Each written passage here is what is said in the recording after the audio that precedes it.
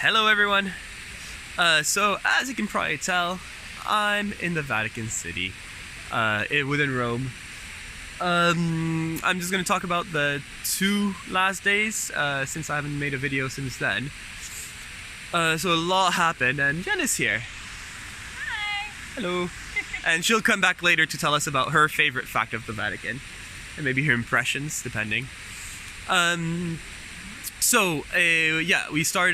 started by taking the train from Milan. I took it at 5:30, and it was actually quite easy. I was one of the only people in the train, or in the compartment at the beginning.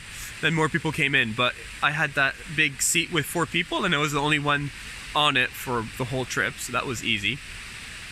Then I got to Rome, so it took 3 hours. I got to Rome, and the hard part was the metro station because it was during rush hour. So there were people everywhere and trying to get to work, and a lot of tourists. But once that's all sorted, that was fine. I met Jen at the hotel. It was nice to see her. We talked a lot, and then the hotel person was really kind, and he gave us breakfast, and he's like, here's some cookies, here's I think Jen had a coffee, I had a juice, and he was super welcoming. It was obvious that English was his second language, so he was trying to be really helpful, but a little too helpful. He was explaining things a lot, more than he needed to, because I don't know why. Maybe he's used to people not having traveled, but he was explaining things like, oh, if you need information, let me know, because I can give you, here's a map, here's the, just a lot of things. But then he would start explaining us how keys work, basically. There's 4 keys on here, this key is for this part, this key is for it's okay, we can figure that out. And then once we finally got the room, so a while later, he explained to us how the TV worked, and it's no, we get the concept of a TV, that's pretty okay. Or he explained to us how the minibar worked. He's you have to pay for this. So we're yeah, okay. Or the safe in the room, he's the instructions are on top of the safe. So, okay. Or even where the hairdryer was, it's we can sort of figure things out. But anyway, but he was awfully kind. The room wasn't ready yet, so we decided to go out and have a bit of breakfast, and then more breakfast, I should say, and then go around, because there is this castle Sant'Angelo that's not too far from us, from the hotel. So we thought it'd be a nice, and it looked a bit like a park, it was a lot of green space. So since we were both really tired, it'd be a nice place to just quietly sit and relax. So that's what we did, and then it started raining a little bit, which was weird because it was such a nice day out. And then we saw those gray clouds were coming, and yeah, it just poured down on us pretty bad. I don't know what this reflection is. Anyway, so yeah, it poured down pretty bad on us, and we just tried to make it back to the hotel, but by the time we got back, it was just too late. We were soaked. So we got back to the hotel, and then since we were both so tired, we decided to nap. And then Jen looked up for a class for us to do, and there was this pasta making class with tiramisu making. So that sounded brilliant to us. So we went. It was close to the Trevi Fountain, so we went to the Trevi Fountain, and there was a lot of people. It was a beautiful fountain. I thought it was great, but there was so many people for just a fountain. I thought it was slightly ridiculous, but it is Rome. It is super touristy, and apparently we heard this today that this season, October, is the busy season because it's not too hot and it's not too cold. So yeah, so the Trevi Fountain. Then we went to our pasta making class. It was really good. We started. There was 10 of us in total, and there was these 2 ladies from the States, from San Francisco. There were Gia and Carrie. So we talked to them a little bit, and the tiramisu part was kind of fun. It was really step by step. There was the 2 people that explained to us how to do it. There was Joaquin, I don't know how you say it in Italian, and there was Giovanni. And Giovanni, it was his first class. He was teaching for the first time, So sometimes he didn't explain super well, but like I think it's just something he needs to get used to. But no, it was a lot of fun. Tiramisu was a bit easy to do. Like once you got all the ingredients sorted and mixed, it was just a matter of laying it on. And then we did that first because I needed to set it in the fridge for a while. So once that was in the fridge, we what did we do? We started making the pasta, and that was a lot more work. I didn't realize how much effort needed to go into making pasta, not just like time, but like you really need to work the dough and like to stretch it and make it really, really thin. And I did not expect that.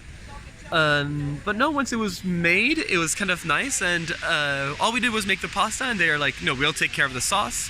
So Jen took pesto sauce, and I took carbonara, and then we said that we would share. And no, when it came out, it was really, really good. So we took a table with Carrie and Gia, and we talked a little bit. They were both in HR in San Francisco, and one of them works for a scooter company. And so we talked a little bit about scooters and, you know, just about a lot about traveling, about their impressions on things, about their impression on selfies, and their impressions on where is it okay to take pictures, where it's not okay to take pictures. So that was kind of fun to talk about. Then once that was over, we went over back to the Trevi Fountain to see at nighttime. No, it's quite nicely lit up, and then we made our way to the hotel. But we stopped by the Piazza Navona, and it was just like this really beautiful building that was the Institute of Poli-Sci, and then there were 3 fountains there, so it's a really nice piazza. Then we made it back to the hotel and went to bed. Not much. Oh, thankfully, the guy at the hotel had explained to us that to get Netflix, we had to press on the Netflix button on the remote control. Otherwise, I don't know what we would have done. But I'm guessing maybe he's explained so much just because so many people asked really silly questions. Anyway, and no, today we did the Vatican. The whole purpose was to do the Vatican, and so we got tickets that would make us go through the Museum of the Vatican, the Raphael rooms, the Sistine Chapel, and lastly the St. Peter's Basilica. So I went through those, and so I'm going to tell you my top 3 facts about it, and then Jen is going to tell her fact about it. And so my top 3 facts were, the first one is about the Raphael rooms, and it's that Raphael managed to put himself and some of his friends into that really famous painting, the one about perspective. He managed to put that in his School of Athens. And so I think you see Socrates talking to another philosopher in the painting, and Socrates has Leonardo da Vinci's face. And then he put himself as one of the philosophers as well. I can't remember which one. And then he managed to put Michelangelo in there as well. So it was kind of fun that he could do that. And both Jen and I thought, but we didn't really communicate it until like way after the tour, that like out of the 4 Ninja Turtles, 3 of them were on that painting. All they needed was Donatello. But yeah. Oh, I forgot to mention the tour guide. Yeah, we had Linda as our tour guide, and she just talked the whole time. And so at the beginning it was kind of funny because we would get like her impressions on things, like "Mamma mia" and what did she? Piano. Like, let's go slowly. And yeah, she had like 2 or 3 bags on her, and then that little flag she needs to carry around so that we can recognize where she is.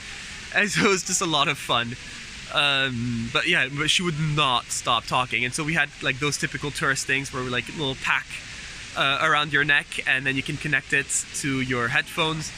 And Jen's like tried 3 different ones. They didn't work, so at the end she just took one of my earbuds and we shared the whole time.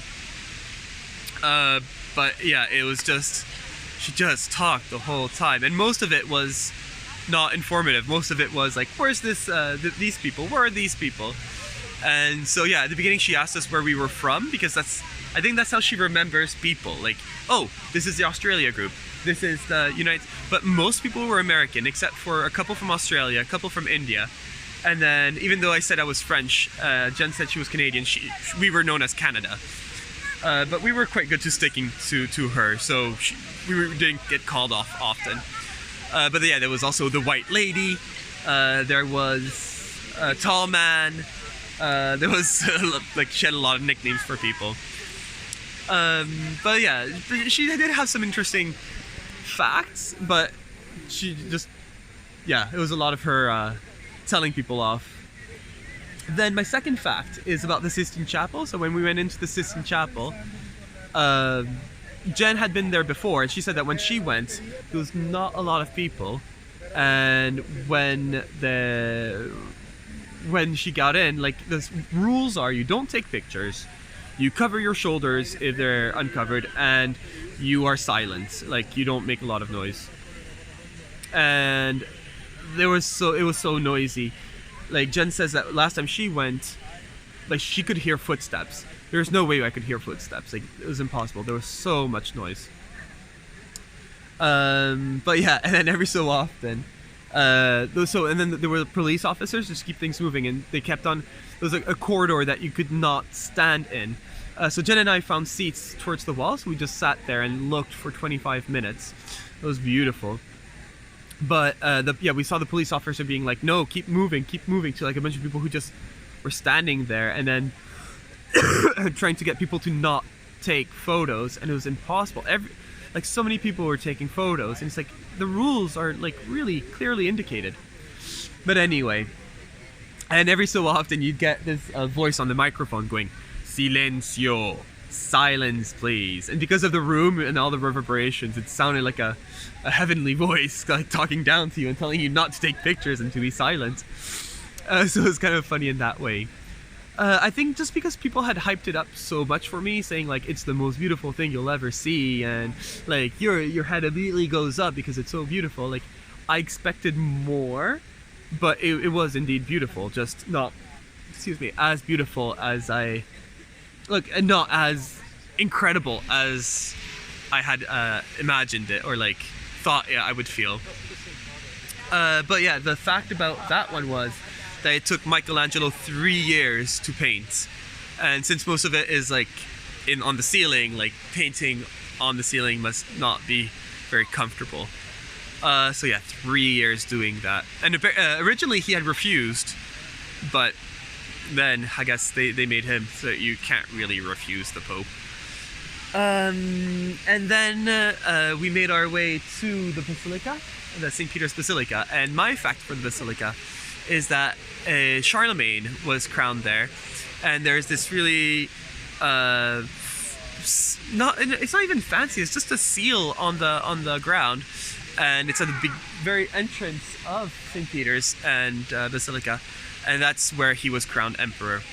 And not a side fact, but something else interesting about it is that one of the doors, so I think it's the one most on the right, is the door that like it's opened every 25 years, and people, I think if they pass through it, they're absolved of sin, something like that. You have to look it up. The holy door. The holy door. Well, she was saying holy door. Oh, she was saying holy door, but it was holy door, I'm guessing, something like that. And yeah, and then here comes Jen's fact. Okay, so I'd already been here before, but the one fact that I didn't know before coming here that our tour guide said like at least 18 times is that St. Peter's Basilica is the largest church in the smallest country, which I guess makes sense, but it was still interesting. So yeah. Anything else? No. Okay. So yeah, she did repeat that time and time and time again. Yeah, I think I've heard it 5 times, but it could have been more. I think I stopped paying attention towards the end. And then we got out because it closed at 12:30 because there was mass at 1. So we got out, and she had told us, you know what, if you need to eat, don't try to eat close to here because it's gonna be tourist traps the whole way. But if you go over that way, there is there's a street called, and I keep getting it confused. Borgo Pio. Borgo Pio. And that street has some nice restaurants and that are affordable. So we went there and we both had well, you can join in then. Carbonara spaghetti. There you go. I'm gonna lower myself a little bit. Carbonara spaghetti, and yeah, I had some beer with it, and then you had some wine with it. Wine, And but we both felt quite tired afterwards, so went back to nap at the hotel. And then we came out thinking that it would be nice to go back to the Vatican because there were some parks that we didn't really see. Yeah, there's the gardens like behind, and we didn't really see Vatican City. We just saw there's a train station apparently, so we wanted to see all that, but yeah, we didn't really get to. There's a post office here, so that could be interesting to get some stamps. But it's really puny. It's not a cubicle, a portable, what you would have kindergarten in at an elementary school in BC now. So yeah, that would be interesting. So, but no, and we tried to but it was closed. I'm just guessing because the Pope was talking while we were walking around. I think it's just because it's too late. Everything else is closed, and so a park would be closed at this time. But I think everything was closed while he was doing the mass. Okay, maybe. So we didn't really get to do that. So instead, we just walked around here, took a lot of pictures of this place, and then we went to get some pizza, and then we went to another place to have some wine and play some board games, which I won all except for the last one. So I did not end on a high note. And when he says all, we played 6 or 7 games. He won a lot. Yeah, I'm pretty good today. And no, and that's about it. And then we came out here to a video in a beautiful place. Tomorrow we're thinking of doing the baths, the ruins of the baths, and maybe the Jewish quarters, and then the day after the Colosseum and the Forum and different things like that. So I think I'll make a video not tomorrow but the day after about what we saw. That's all I have to say. It's been quite a long 17-minute video, so yeah, that's a lot. That's all I have to say. Anything else that I missed? No, I think that's it. So I'm just gonna do a little panorama of here. Oh, right. Something that, you might have noticed where the base is, the obelisk, comes from Egypt. I can't remember if she said it was here for 2,000 years or it's been made for 2,000 years. But we've seen 2 or 3 obelisks from Egypt so far in Rome. Not counting the number of times in the basilica she's like, this marble is from Egypt, or this marble is from Morocco or Tunisia. Oh gosh, yeah. We've taken everything to make this. And then there's a wing of the Vatican Museum about Egypt. It's just a little sad. But yeah, she says it's the oldest monument of I don't know if she said of Rome, but she's like, no, it's one of the oldest in the Vatican. And there's mummified bodies of former popes within St. Peter's Basilica, which I thought was weird. Oliver seems to think that that's fine, totally normal. The weird part is that you can see them, they're in crystal, and they put sarcophagi, wax masking over the faces so that the faces are preserved and not mummy looking. But yeah, I thought that was strange, but that's just me. I didn't think it was that bad. So yeah, I think I'm gonna end this video by giving you a bit of a 360 of the Vatican, or the St. Peter's Square it's called, right? Didn't get that wrong. And yeah, and that'll be it. So here we go. Well, let's start over here. So, St. Peter's.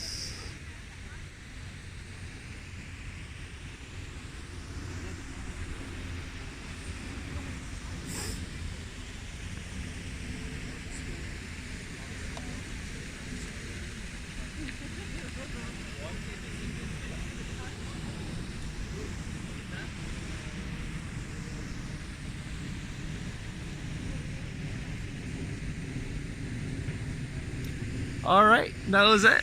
All right, bye.